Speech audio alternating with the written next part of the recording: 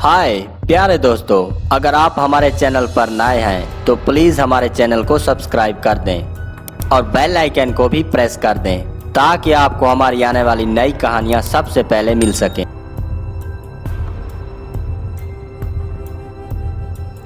इच्छाधारी नाग और लालची नागिन। बहुत समय पहले की बात है। दूर नागलोक में तरह तरह के इच्छाधारी नाग और नागिन रहा करते थे। उन्हीं इच्छाधारी नाग और नागिन के बीच में एक लालची नागिन भी रहा करती थी। वो नागिन इतनी लालची थी कि वो दूसरों से लड़ाई करके उनकी शक्तियां छीन लेती थी और उन्हें अपना बंदी बना लेती थी। वो ऐसा इसलिए करती थी क्योंकि वो नागलोक पर कब्जा करना चाहती थी।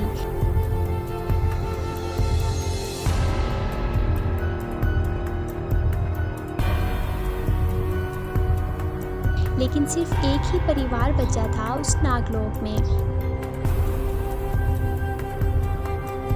उस परिवार के माँ बाप अपने बेटे से कहते हैं, बेटा ये लो नागमणि, अगर ये भी उस दस्त नागिन के हाथ लग गई तो वो नागलोक पर कब्जा कर लेगी और यहाँ तबाही मचा देगी। तुम ये लेकर दूर एक धरती लोक है वहाँ चले जाओ और वहाँ अपना जीवन यापन करो। जैसे ही यहाँ परिस्थिति सही हो जाएगी हम तुम्हें वापस बुला लेंगे। बेटा अपने माँ बाप की बात मान लेता है और माँ बाप के पांव छूकर धरती लोक की तरफ निकल पड़ता है। तभी वो लालची नागिन वहाँ पहुँच जाती है। लालची नागिन और उसके माँ बाप के बीच भयंकर लड़ाई हो जाती है, लेकिन आखिर में वो नागिन उन्हें अपना गुलाम बना लेती है और एक बोतल में कैद कर लेती है।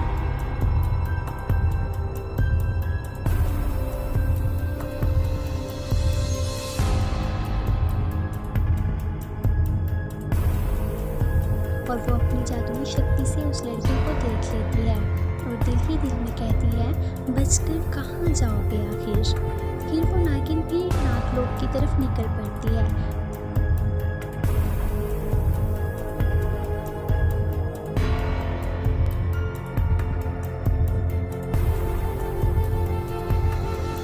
वो लड़का धरती लोक पर पहुंच जाता है और जमीन पर एक बिल में अपना आश्रय बना लेता है।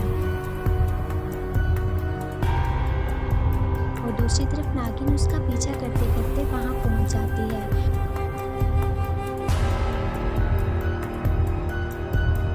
और जिस जमीन पर उस लड़के ने अपना बिल बनाकर निवास किया था वो जमीन एक गरीब किसान की थी। वो किसान कई सालों से उस जमीन पर खेती करता था। बहुत खून पसीना बहाने के बाद भी उस जमीन पर कुछ नहीं उगा पाया। निराश होने के बाद वो किसान बोला, हाय रे मेरी फूटी किस्मत, इतनी मेहनत करने के बाद भी मैं इस ज़मीन पर अनाज का एक दाना भी नहीं उगा पाया। तभी उसकी नज़र कोने में बने एक बिल पर पड़ती है और वो कहता है, अरे ये क्या, इसे तो पहले कभी नहीं देखा मैंने। ज़रूर इसमें नागराज निवास करते होंगे। हो सकता है नागराज मुझसे नाराज हों, तभी मैं इस ज़मीन पर कुछ नहीं उगा पाया। किसान एक कटोरे में दूध भरकर ले आया। किसान ने वो कटोरा बिल के पास रखा और कहा,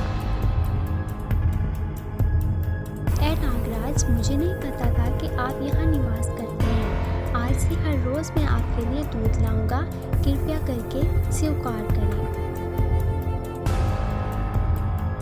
फिर किसान वहाँ से चला गया। अगले दिन जब वो दूध लेकर आया तो वो दंग रह गया। उसी कटोरे में सोने के सिक्के मिले और वो कहता है,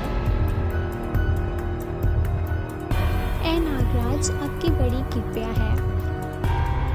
फिर वो कटोरे में से सोने के सिक्कों को उठा लेता है और उसमें दूध भरकर वापस घर चला जाता है। ये सिलसिला ऐसे ही चलता रहता है। इच्छाधारी नाग कभी उसे सोने के सिक्के तो कभी उसे चांदी के सिक्के दिया करता था, जिससे वो किसान धनवान हो जाता है। एक दिन किसान की पत्नी कहती है, सुनो जी, नागराज हमें चांदी के सिक्के ही क्यों देता है, सोने के सिक्के क्यों नहीं देता। सोने के सिक्के ना मिलने से हमारा बहुत नुकसान हो जाता है। तो वो अपनी बीवी को समझाता है, अरे पगली, नागराज ने हमें बहुत कुछ दिया है, ये सब कुछ उन्हीं की तो कृपा है। नागराज हमें जो कुछ भी दे, हमें खुशी खुशी स्वीकार करना चाहिए। फिर वो अपनी पत्नी को नागराज को दूध पिलाने का कहकर दूसरे गांव चला जाता है।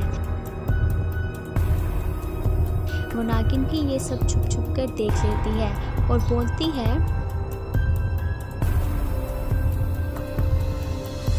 ये औरत भी लालची है, क्योंकि धरती लोक पर आने से मेरी शक्तियाँ कम हो गई हैं, तो अकेले में उसका सामना नहीं कर पाऊंगी।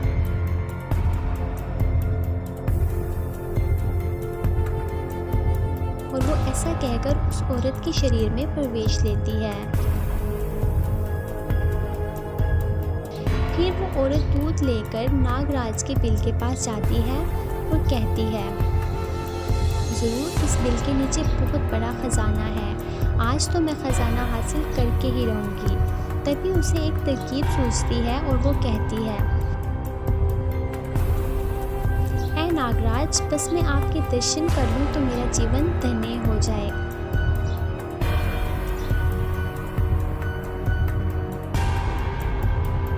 नागराज औरत की आवाज़ सुनकर जैसे ही बिल से बाहर आए, औरत ने कुल्हाड़ी से नागराज पर वार किया, लेकिन नागराज बच गए और नागराज ने उस औरत को डस लिया। वो औरत वहीं मर गई और फिर उसने उस लालची नागिन पर वार किया और वो नागिन वहाँ से भाग जाती है।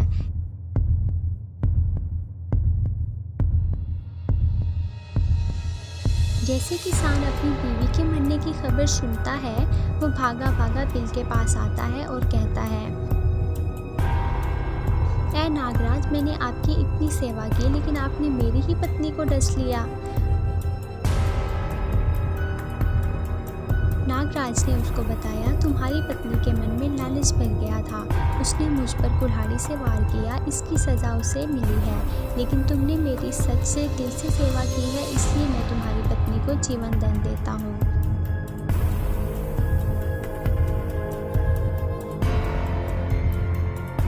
वो उसकी पत्नी को फिर से जिंदा कर देता है और नागराज वहाँ से चले जाते हैं। किसान निराश होकर बोलता है, ये तुमने क्या कर दिया, तूने मेरी सारी मेहनत पर पानी फेर दिया। तो प्यारे दोस्तों, हमें इस कहानी से ये सबक मिलता है कि हमें जो कुछ भी मिले उससे अपना गुजारा करना चाहिए, लालच नहीं करना चाहिए। ये इस कहानी का पार्ट 1 है। इस वीडियो पर 1000 लाइक पूरे होते ही पार्ट 2 लेकर आएंगे। वीडियो पूरी देखने के लिए आपका बहुत बहुत शुक्रिया। अपना ख्याल रखिएगा।